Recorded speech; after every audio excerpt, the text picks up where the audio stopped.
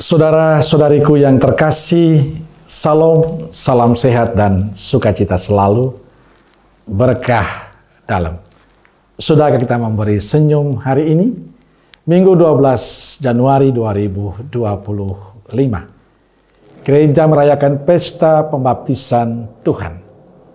Kita awali permenungan kita dengan tanda kemenangan Kristus dalam nama Bapa dan Putra dan Roh Kudus. Amin.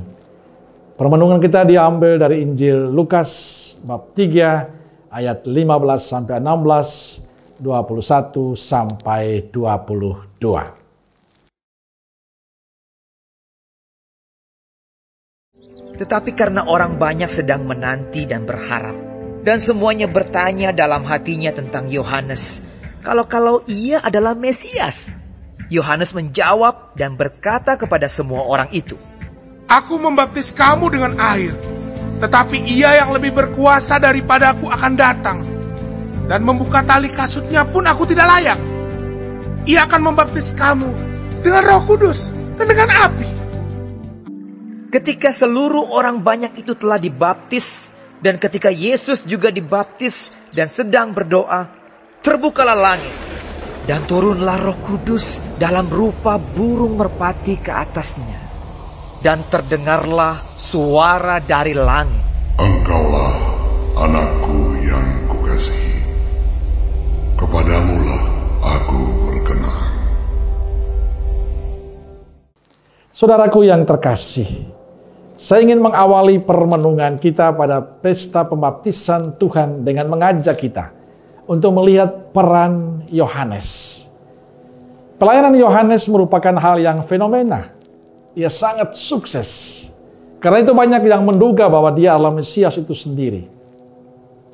Ini bisa kita pahami karena semangat, kuasa, dan otoritas yang ia tunjukkan tidak kalah dari nabi-nabi perjanjian lama, khususnya Elia.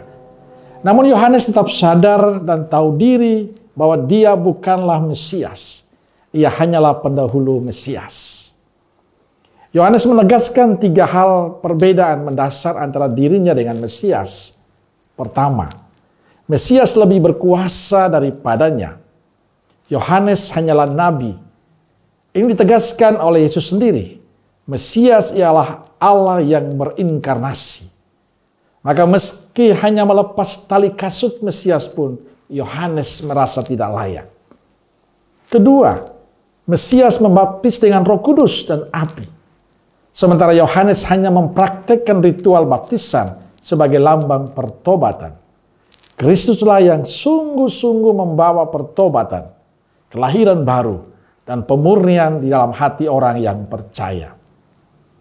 Dan ketiga, Yohanes datang untuk menegur dosa agar orang bertobat dan menerima Kristus. Namun Kristuslah yang kemudian akan menghakimi mereka yang menolak untuk bertobat. Saudara-saudariku yang terkasih, Yohanes menjalankan fungsinya sebelum Kristus datang dengan mempersiapkan generasinya untuk menyambut Sang Juru Selamat. Dalam konteks kita zaman ini, tugas kita adalah memproklamasikan Yesus sebagai satu-satunya pengharapan bagi dunia agar tidak menghadapi penghakiman akhir dari Dia. Saudaraku terkasih, setelah kita memahami peran Yohanes, kita sampai pada permenungan tentang makna sakramen pembaptisan yang kita terima. Pada waktu penciptaan, manusia memperoleh identitas sebagai anak-anak Allah. Namun oleh karena dosa, ia menghidupi identitas yang lain, yakni sebagai orang-orang berdosa. Namun berkat pembaptisan, manusia memperoleh kembali identitasnya yang asli sebagai anak-anak Allah. Melalui pembaptisan, manusia sebetulnya dilahirkan kembali. Pada kelahiran pertama, seorang individu menjadi anggota keluarga umat manusia. Melalui kelahiran kedua, yaitu melalui pembaptisan, dia menjadi anggota umat Allah. Di dalam dan melalui pembaptisan, dia menerima air dan roh yang menjadikannya anak-anak Allah. Saudaraku yang terkasih, pada hari ini ketika Tuhan Yesus dibaptis, marilah kita menyadari kembali makna pembaptisan kita. Di dalam dan melalui pembaptisan, Tuhan mengangkat kita kembali menjadi anak-anak-Nya. Di dalam dan melalui pembaptisan kita memperoleh kembali identitas kita sebagai anak-anak Allah yang telah dirusak akibat dosa manusia. Karena itu marilah kita memperbaharui komitmen kita untuk hidup sesuai dengan identitas kita yang asli sebagai anak-anak Allah. Sebagai anak-anak Allah kita menerima Yesus sebagai Mesias dan Pembebas. Kita menjadi saudara Yesus. Kita menjadi anak Allah dan anggota gereja. Pembaptisan mengharuskan seluruh diri dan hidup kita selaras dengan hidup Yesus. Memberi diri dibaptis itu berarti kita mau hidup Yesus. Dan hidup kita disatukan dengan hidup Yesus dalam diri kita. Maka pola dan cara hidup Yesus menjadi pola dan cara hidup kita yang dibaptis. Maka sikap, tutur kata, perilaku hidup kita hendaknya mencerminkan orang yang disebut sebagai anak Allah. Maka sebagai orang yang dibaptis, kita harus berani memberi kesaksian tentang Yesus.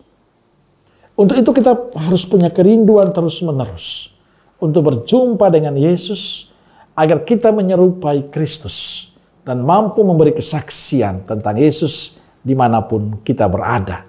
Maka pembaptisan bukan soal saya dibaptis saja, tapi ada tugas penting yakni menjadi saksi-saksi Kristus. Kita memproklamirkan Kristus kemanapun kita berada lewat sikap dan cara hidup kita seorang yang terbaptis.